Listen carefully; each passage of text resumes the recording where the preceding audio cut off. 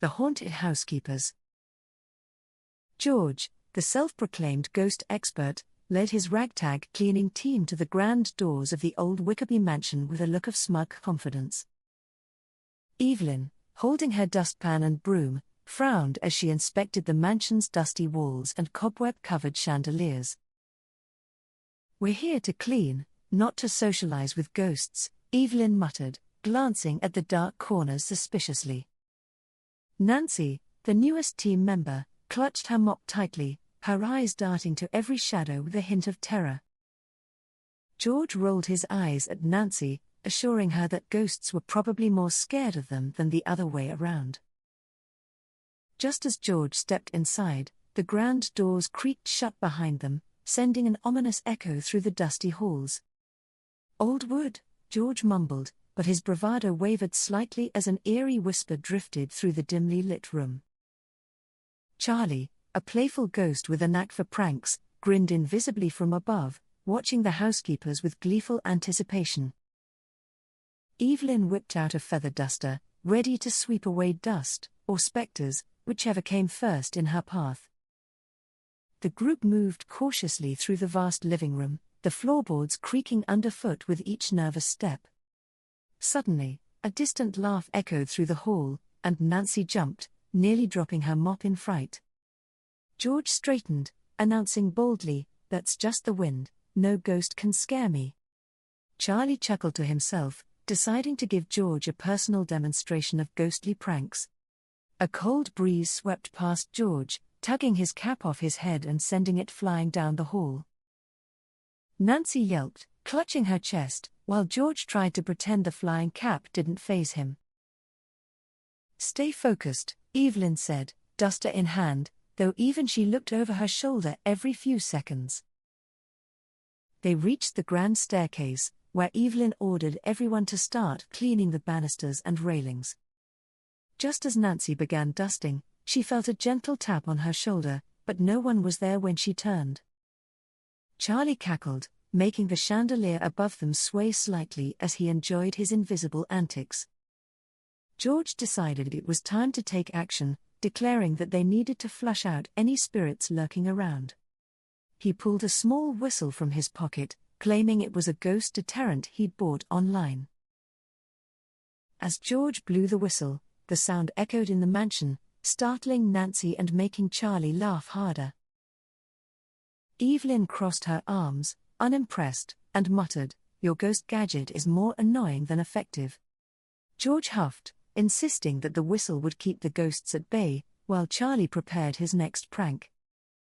Meanwhile, Nancy's mop began to levitate slowly, making her scream and dart behind Evelyn.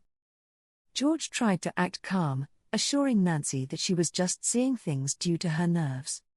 Charlie, amused, made the mop dance in midair, twirling it around like it was at a ghostly ball.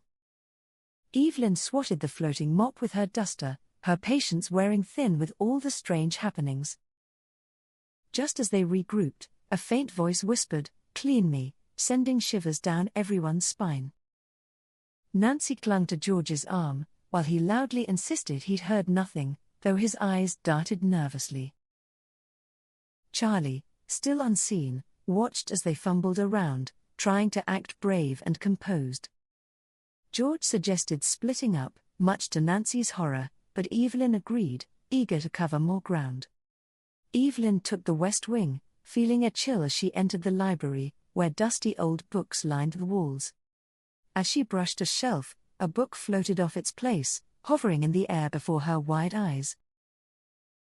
In the east wing, George felt a tug on his shirt and yelped, only to insist he'd merely tripped. Nancy wandered into the kitchen, where pots clanged loudly on their own, making her shriek. "Just vibrations," George called from afar, trying to sound knowledgeable despite his own unease. Evelyn finally spotted a faint figure, the ghost Charlie, grinning and waving a duster at her. She blinked, stunned, as Charlie floated away laughing, disappearing through the wall. "That's it," Evelyn said, "I'm talking to this ghost, determined to set things straight." She gathered the team in the main hall, where she called out, "Ghost, reveal yourself." To their surprise, Charlie appeared, floating and holding a feather duster with a mischievous smile. "Relax, I'm here for fun," Charlie said, his ghostly form shimmering as he gestured to the dusty room. Nancy, still wide-eyed, realized the ghost wasn't scary, just a prankster with a playful attitude. George crossed his arms, grumbling that he wasn't fooled, though his knees shook slightly. Evelyn asked Charlie why he haunted the mansion, and he shrugged, saying he just enjoyed the company. Charlie revealed he'd been a butler ages ago, and now he played pranks to liven up the old place. Nancy's fear faded as she listened, intrigued by Charlie's tales of his old life in the mansion. George, eager to reclaim control, suggested turning the mansion into a ghost-themed tourist attraction. Charlie's eyes lit up at the idea, excited to have more guests to prank and entertain. Evelyn agreed, imagining the mansion as a quirky, haunted experience for curious visitors. Nancy, now more relaxed, even offered to come by occasionally to help guide tours. George, his ego intact, declared himself the official ghost expert for future guests. Charlie promised to behave on tours, though he winked, hinting at harmless scares for extra fun. Over the next weeks, they cleaned the mansion together, sprucing it up for curious tourists. Charlie delighted in helping, rearranging objects and tidying up in his ghostly, amusing way. Soon, the mansion became a hit, attracting visitors intrigued by its resident, friendly ghost. George, Evelyn, and Nancy proudly led tours, sharing tales of their first haunting experience. The Haunted Housekeepers and Charlie became legends, turning fear into laughter and joy for all.